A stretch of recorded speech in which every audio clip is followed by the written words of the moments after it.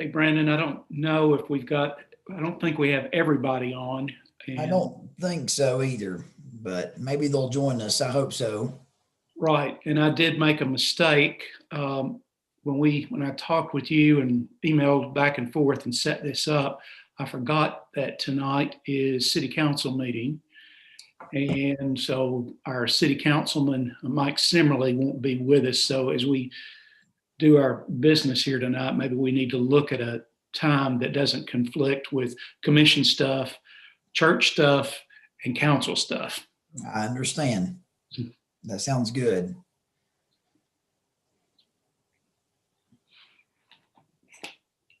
So your chair, I'll let you. Well, I'll let you lead off here. well, I appreciate everybody being here tonight as we look towards hopefully having a homeless shelter in Carter County. And I appreciate your interest in being a part of this task force. I think it's going to take a lot of input, a lot of ideas, and I think it's going to take a lot of us working together to do this. And hopefully, as we try to, I guess our purpose tonight would be just to start brainstorming and thinking about what our next steps are going to be. And I know that we've talked about going down to Knoxville and looking at the homeless shelter they have there, the Carm shelter. I know it might not be the best of times to go down there and do that with everything that's going on around us. It seems like things are a lot worse with the pandemic.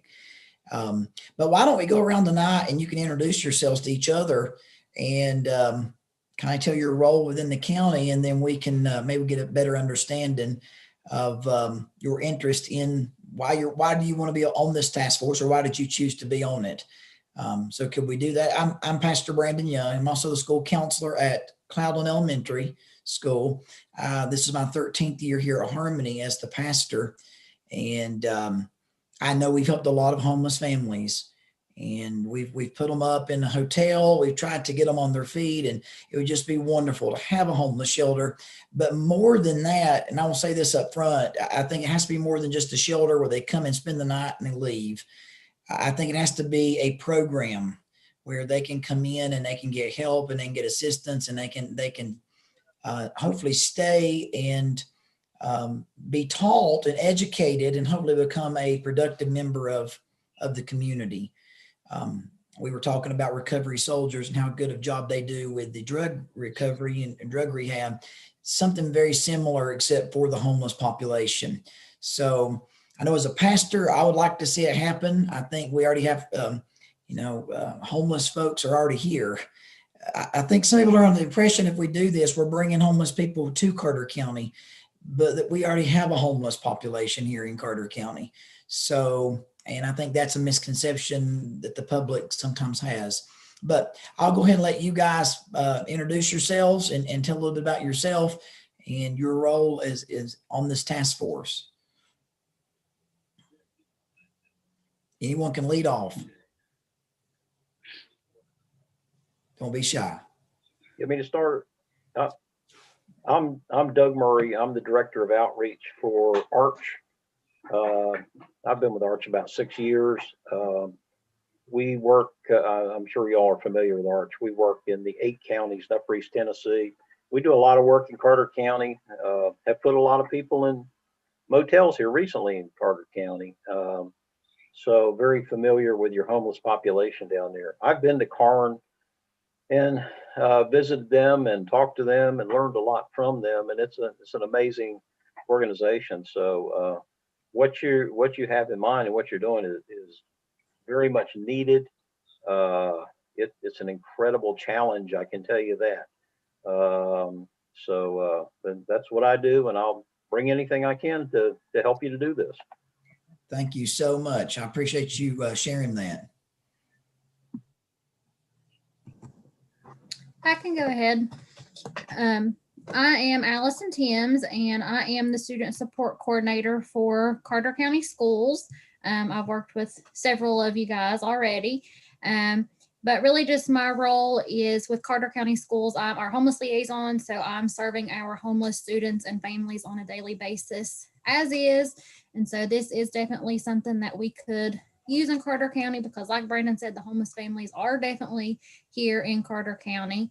As of right now, we have 56 kids just in Carter County that we are serving.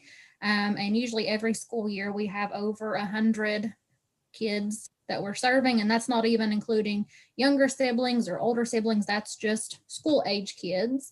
But definitely this is something that we could benefit from, and our families definitely need this. And so I'm excited to be a part of this and help out in any way I can.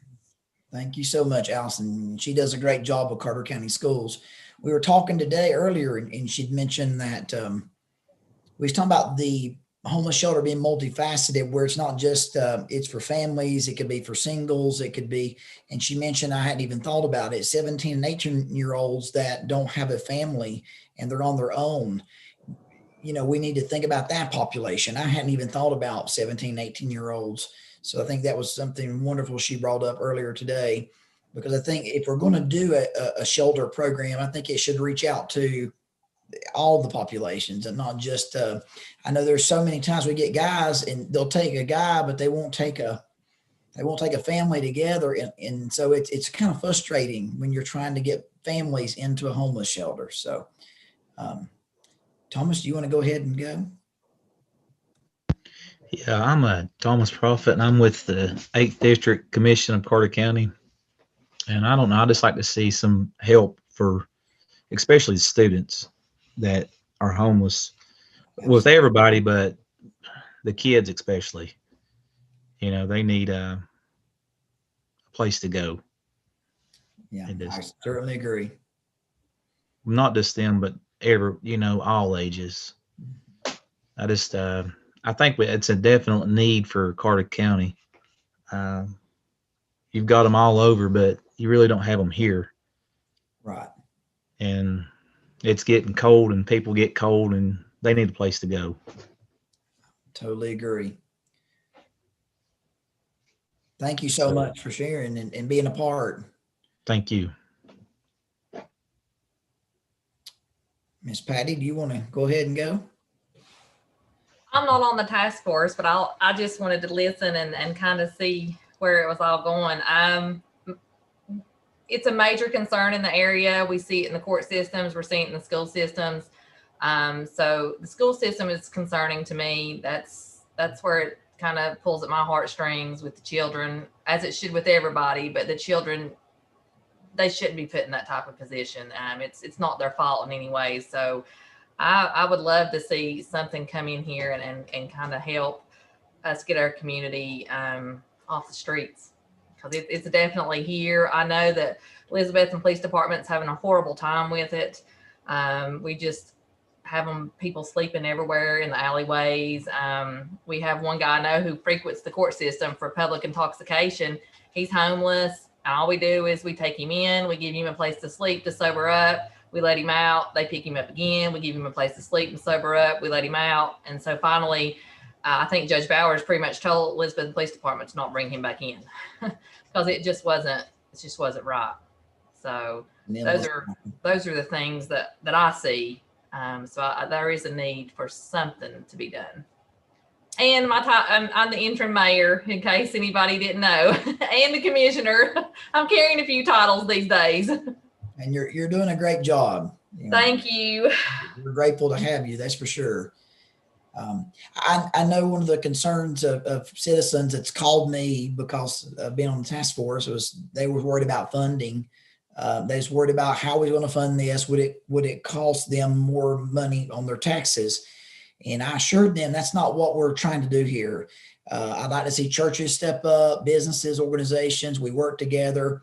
I think we have enough churches in Carter County to work together and fund this and get this done without raising any kind of taxes or expecting the people of Carter County to do more when they're already kind of stressed out already. Miss Crystal, do you want to go ahead? Sure.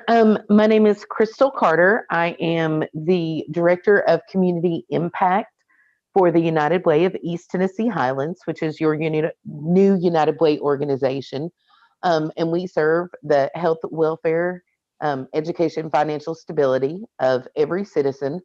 And we had worked with the church last year as they were looking into starting a homeless shelter, and we've actually provided them funding through our FEMA emergency food and shelter program for them to do feeding since they can't house them.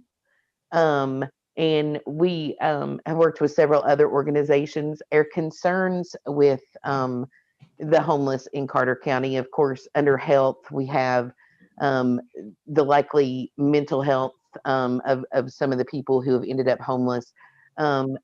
Then the substance use disorder that happens frequently with homeless people, which then leads to things like paraphernalia being on the streets or around trailer parks, different places where where kids are going to be.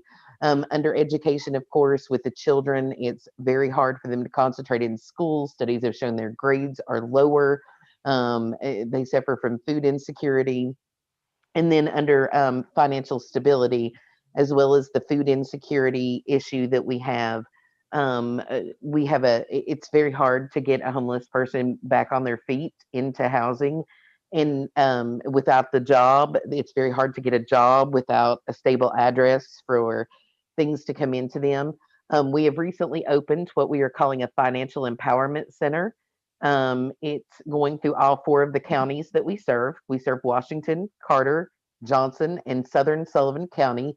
That part of Sullivan is anything that borders Washington, Carter, or Johnson. And we've made a space available at our South Hills location for them to come in and do resumes, apply for disability, unemployment benefits, if that's the case. We're also currently running a grant up until the 23rd of this month, where we have over $50,000 of rental and utility assistance or helping to get into housing, and food vouchers and gas vouchers to help the ALICE community. So an ALICE is an asset limited, income constrained employed person. They're the working poor, and they're one transmission away from being in poverty, being homeless.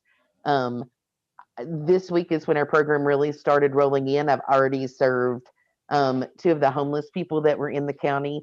And out of 4 counties, the majority of the assistance requests are from Carter, and the majority of those say that they're housing insecure right now. Well, thank you for all you're doing. We certainly appreciate it. It is truly my pleasure. I certainly appreciate it. We know the need is here. I mean, that's very obvious. I was thinking as you were speaking about River's Edge, and they're feeding 150. I spoke with their pastor this past week, 150 a night. They're feeding every day except Wednesday and Sunday. And I know that's through the grant that you helped to provide, Crystal. Their people needed a break. They reached out to us as a church and said, we're exhausted. You know, every night we're preparing this food, every night we're cooking, and every night we're serving. Would you at Harmony want to help out? So our church, we're actually going to make sure we provide the food, and they're going to take the food down there where they get a break, not have to cook. So I appreciate River's Edge. They're very involved in the community. We did the farm to table here at the church with the USDA, the food boxes. Mm-hmm. Every Saturday for the past 3 Saturdays, 1,200 boxes of food, 1,200 gallons of milk. They would show up at like 7 o'clock. We wouldn't even have the truck here yet. And by 11 o'clock, the food was gone. We started having to limit the boxes to 4 boxes per family. It was something to see. A lot of children in the cars. So we know the need is here because I not just with homelessness, but with poverty and with hunger. They were so excited to get that food, and the thanks that we received. I mean, they would roll their window down and say, "You don't know what this means to us and how this helps us as a family." So there's some good things going on in our county. We have some great people, and there's some great churches and programs, and I'm very appreciative. So thank you again, Crystal.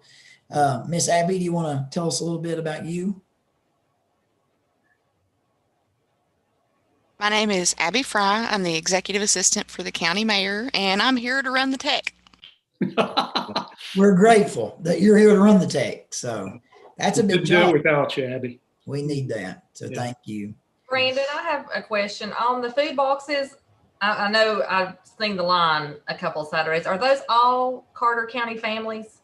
Or do we know It could be it's from a anywhere. mixture of everybody? We don't really know if it's Carter County or. No, they could come from anywhere. Okay.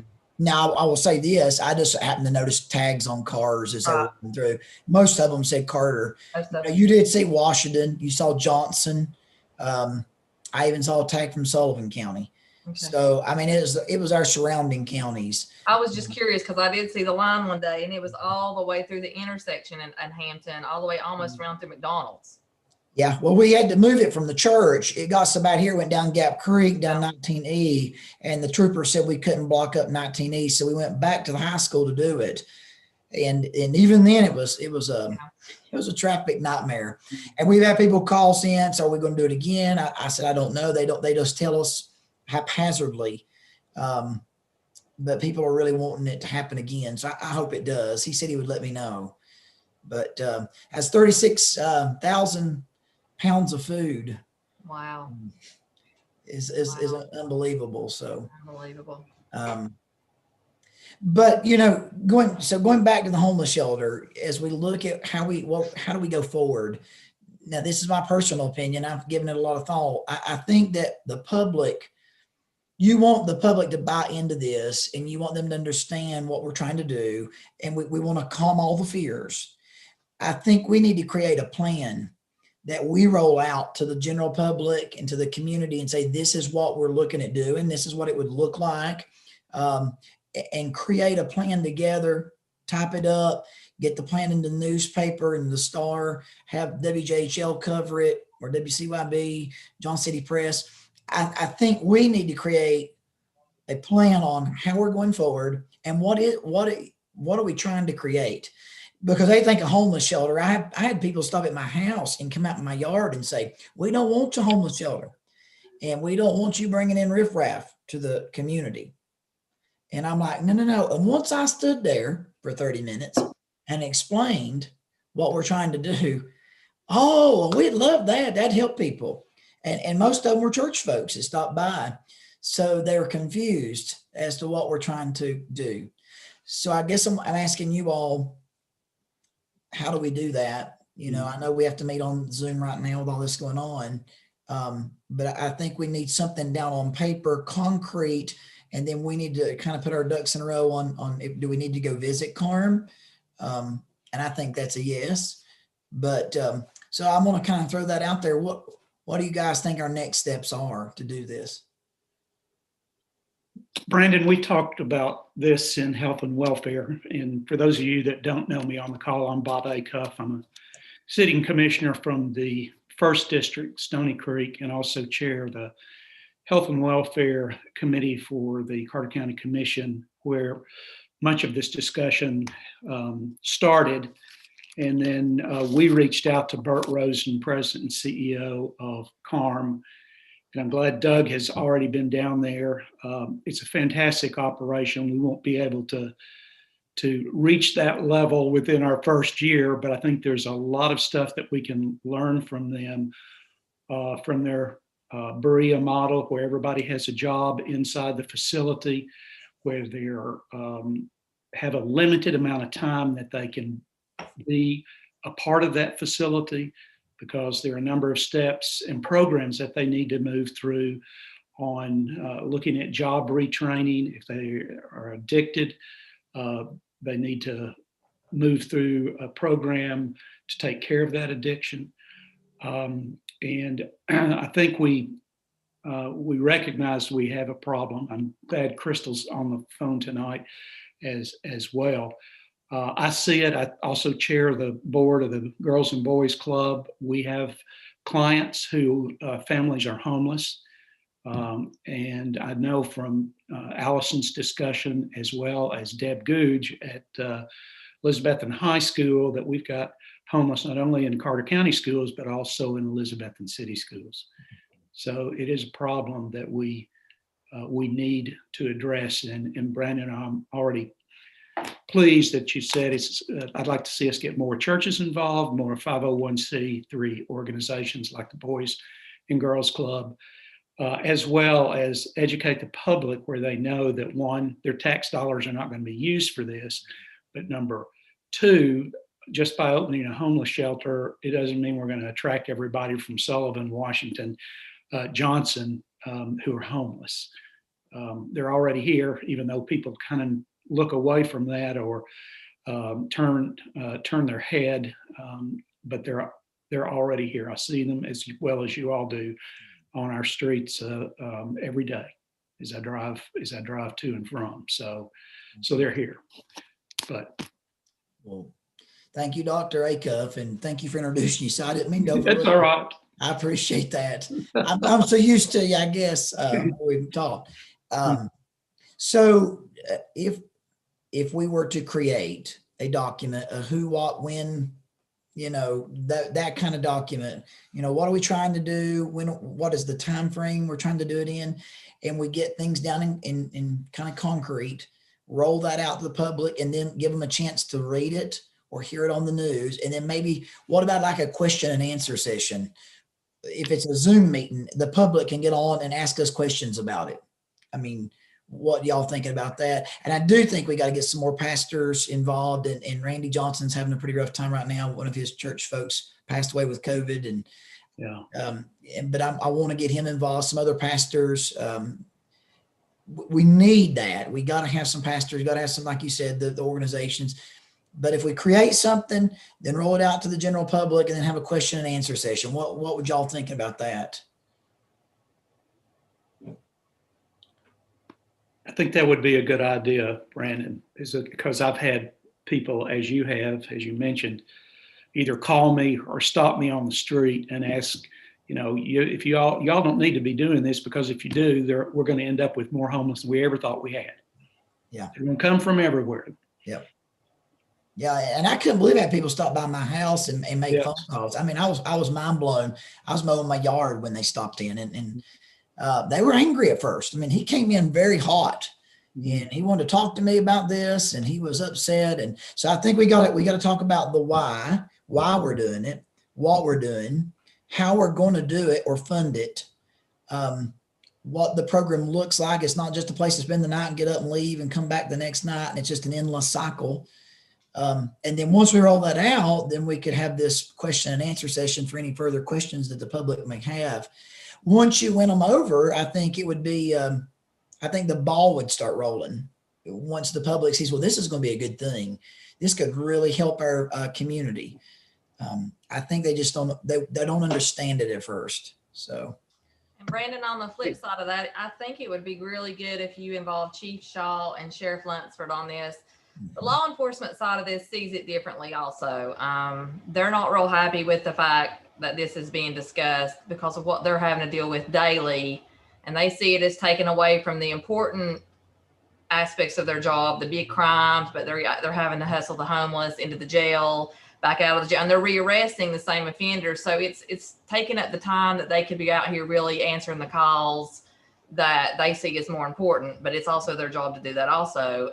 So in those interactions or those conversations, I do think those two entities need to be involved to make all of this work. You really have to have the law enforcement piece of it involved with us to really see it collaborate together, is my opinion. Well, I agree. No, I think you hit the nail on the head.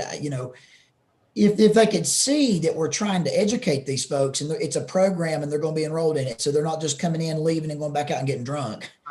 But they are actually working a job, and hopefully it would make their job easier. Right. I mean, that's like you said, I think it needs to be an educational piece to really educate what you're trying to do versus we're just trying to attract everybody and they're going to be laying all over our streets, and I know that's not the case, but I do know that the law enforcement side of it sees it that way. Yeah.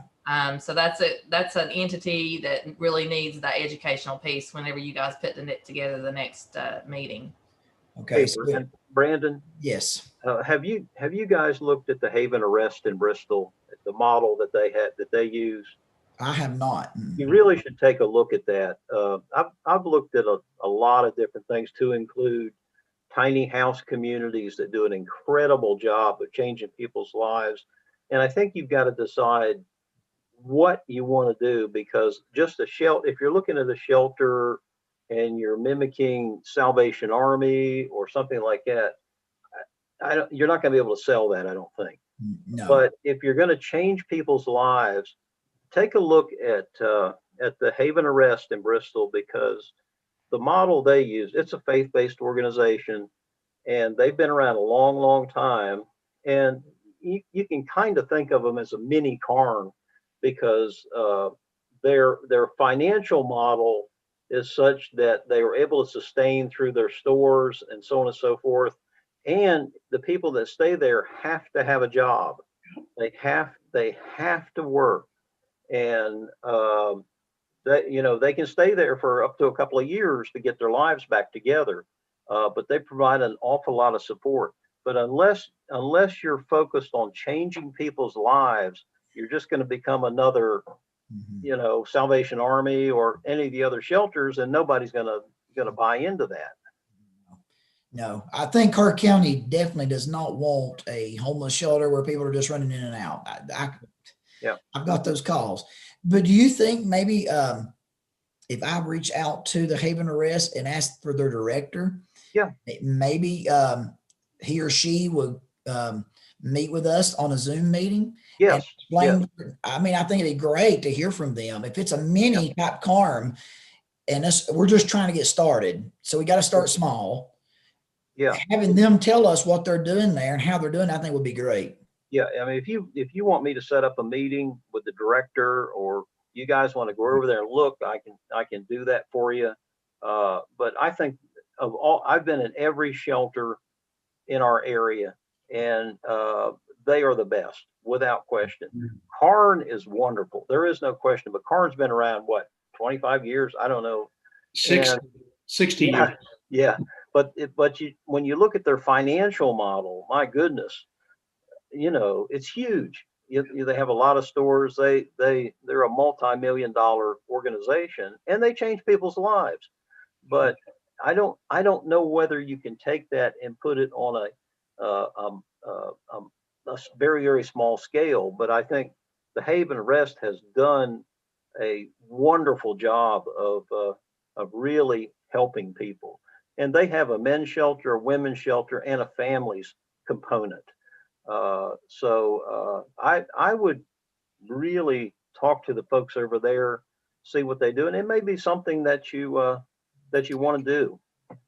Well, but before we write the who, why, and what, and all of that good stuff, I think we probably need to see their model, because that would help us look at what we're wanting to do with ours. Would you all feel comfortable going? I know we're in the middle of this pandemic, but would you all feel comfortable going to the Haven Arrest and seeing it in person and maybe talking to the director? It's what you guys tell me, and I'll make it happen. Yeah. I think it would be worth the trip, with physical distancing, mask, all the things that county leadership, particularly Mayor Woodby, knows this because she's leading the region in this particular arena. Be good stewards of what our leaders are asking us to do. So set an example. But I think it'd be worth going. Yeah. I mean, I'm okay with it. I would be glad to go.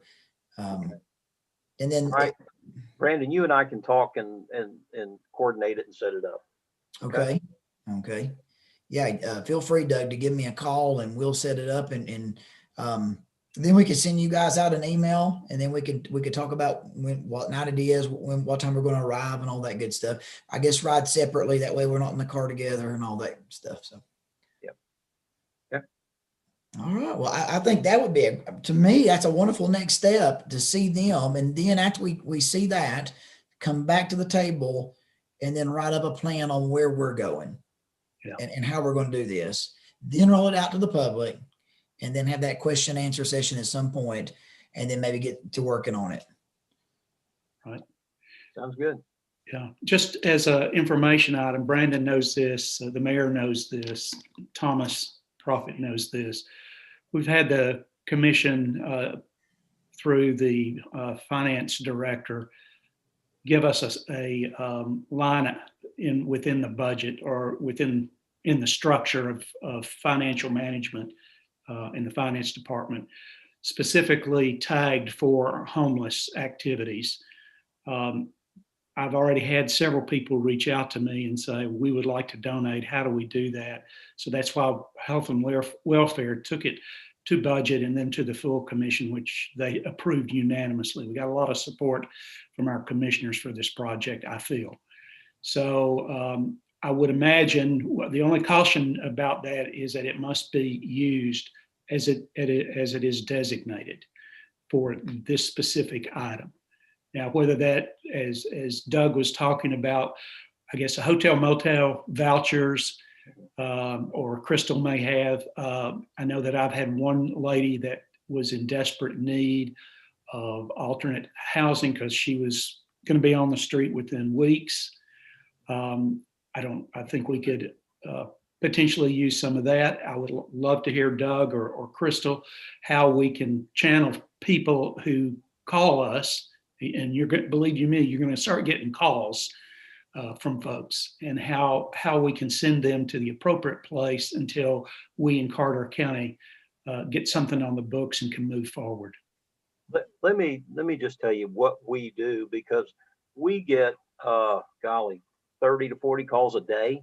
Wow. Of people that are in circumstances that you're talking about, everything from people that are needing food to about to lose their home, their shelter, people living in cars, and so many people that have never been in this circumstance before, and they don't know how to deal with it. They know not what to do, and they wait till the last minute because they think that a miracle is going to happen and they can get the rent money. You all do know that right now the moratorium on rents is in place until December 31st, and be that as it may. I'm going to give you a couple of examples, and this has to do with Carter County. We've placed a number of people in hotels in Carter County and paid for up to a month for them to stay there. And unfortunately, what we see because of drugs is we get the people off the street, and they either end up destroying the room, they end up in bad situations, and you can't predict that. We're just trying to get them off the street, and so you do the best you can, and you have to we've kind of stepped back, and you got to say, okay, what is the best use of our money? We all have limited money.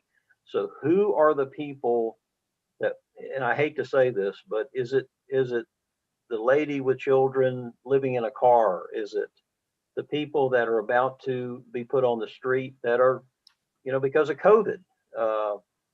So somehow you have to figure out how to best utilize your dollars to help the most people that's going to be effective. And the folks that are strung out on drugs, it's tough. It's tough. Yeah. So that's kind of what we're dealing with every day. I mean, because when you deal with homelessness, you're dealing with a lot of causes. Yeah. I mean, it's not just I lost my job. It could be drugs. It could be substance abuse, whatever, alcoholism. Yeah, you're combating a lot of problems. Is what you're doing. So In most instances, there's one root cause, and that's trauma. They have some sort of trauma in their life, and that has led to this slew of decisions.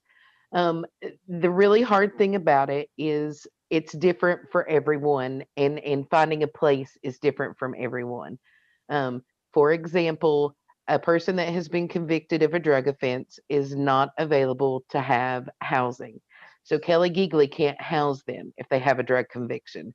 So if you're a mom and you just got custody of your kids back, you can't get subsidized rent because you can't go into that. And most women don't know that until after they've applied, thinking that's their plan. And then they end up in substandard housing or a place where they can't go. Our biggest recommendation, if you are just at a place that you need to start, is 211. 211 is the simplest method. They can call it from any phone, and that will get them to someone. Now, generally, 211 refers them to the local United Way if it's Washington, Carter Johnson, or Southern Sullivan, unless they've given them a specific problem that maybe Arch can meet the need to better. And then there's also on our website a help me or get help button where they click and they fill out the form of what they need. And then currently I am doing it. Eventually, we hope that there will be perhaps a social worker that does it. But then we reach out to all the agencies that we have contacts with, Good Samaritan, Salvation Army, Red Cross, Arch, to see where they're best able to get the help that they need.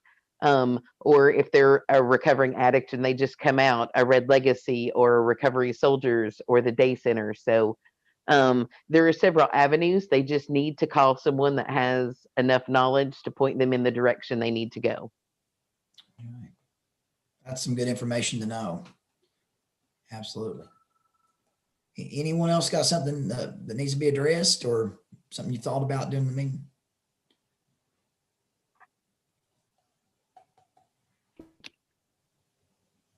Dr. Acuff, the money that you're talking about, can some of that be utilized by Elizabeth City or Carter County Schools to deal with the homeless families at all? I would have to check with county attorney as well as director of finance, but it is for the use by the homeless task force, and it must be used consistently in that fashion. We can't go out and buy candy or, do something stupid with it. Yeah, I understand.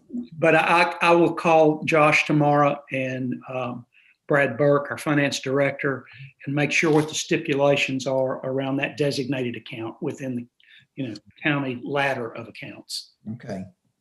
Because Allison, all the money that you utilize, does it come from the federal government? Is that the money that you use to help these families?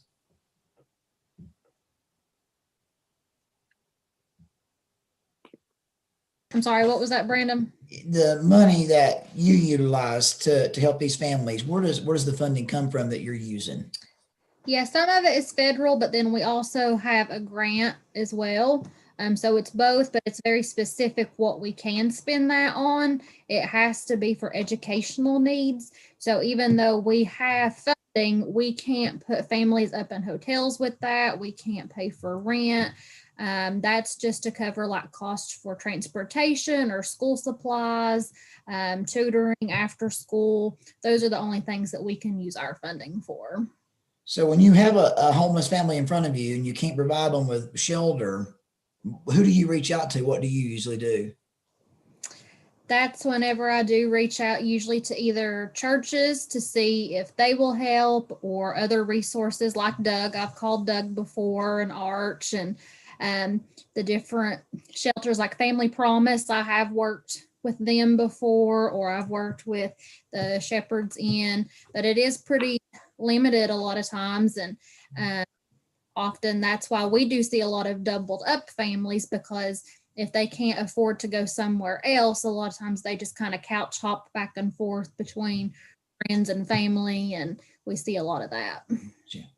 So it would be wonderful if they would let this money, some of it, just be set aside for just emergencies, where she would be able to, Elizabeth City and Carter County could put a family up for the night. Gosh, that'd be nice. That'd be wonderful. Yeah, that would be awesome. Yeah, for you to have some money just set aside for that too. Yeah, that would be very helpful. We've had just this year, I think we've already had 5 families in hotels. So if we could have assistance for things like that, that would be really beneficial. Okay, well, maybe you can check Dr. Acuff and see if they would do that. We could give Elizabeth City some, Carter County Schools some, and that way it sounds like if you're going to have a homeless family, the first line of defense, I mean, you're going to meet them before anybody else, as with school kids. And so if we could, at least get on the shoulder for the night and then try to figure out what to do with them after that. But unless you guys have something more, I think Doug, if you'll help us set up this meeting with the Haven Rest. All right, I'll be in touch with you. Okay. And then we will all try to go up there together, social distance, wear a mask.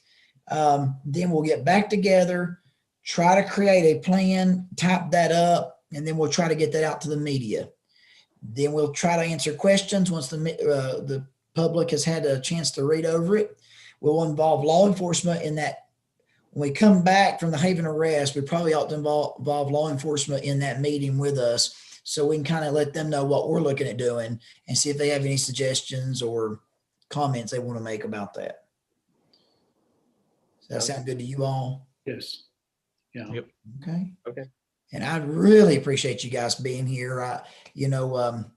Pastor wears lots of hats, and then me being a school counselor too. I've got lots going on in my life, but this is something near and dear to my heart. And when Dr. Acup asked me to head it up, I've never headed up a committee like this, but other here than church as a pastor. So I'm open to all suggestions and help. And I really just want to see something in the near future in Carter County to help these families that are standing out here on the sidewalk. Something has to be done. And so, Yeah. But thank you guys for taking time out of your evening to be a part of this meeting, and we'll get back in touch very soon. And like I said, I'll try to get some other pastors. I know River's Edge really wants to be a part in some way, and I think they should be. I mean, I think they're right down there doing what they are. They're really working hard. Yeah. So Everybody, before we leave tonight, as I'm looking at calendars here, and I don't have everybody's before me like city, county, and I know that Wednesday nights are sacrosanct for church. I know that Brandon's got some things going on Friday as well and other times. But I'm looking at right now, because in terms of the county, we usually get our business Mondays and Tuesdays for the first and second weeks of the month. And then the third Monday is for county commission meeting. But as we move down the weeks, it looks like to me like the third Thursday might be one that would work for avoiding conflicts between scheduled meetings by the county or scheduled meetings by the city. And then I'm sure that there are others that will have conflicts with the date as well, but we need to kind of decide and solidify that so that we'll have some sort of regular meeting time. So Dr. Acuff, Yes, ma'am. does the county school board not meet on the third Thursday? You may be correct. I don't have that information before me. They do. They do? Okay. But I don't think, Abby, correct me if I'm wrong, are they having a December meeting? I don't believe they are. I don't think they have a December meeting. No, second Thursday is city council. Third Thursday would be School board. county school board. So maybe if we looked at the fourth week, because there's typically not any county meetings at all that fourth week of the month. Good suggestion. well, you're saying the fourth Thursday? Yes, So in December, that'd be Christmas Eve. right. So And in November, that would be Thanksgiving Day. yeah. So that's probably not going to work on those days. Unless we just give ourselves the next little bit to try to see the Haven Arrest and go ahead and shoot for January. Do that. Why don't we say January, you're saying the 28th of January, Okay. and at 6:00 will work for everyone. Yeah, that's good.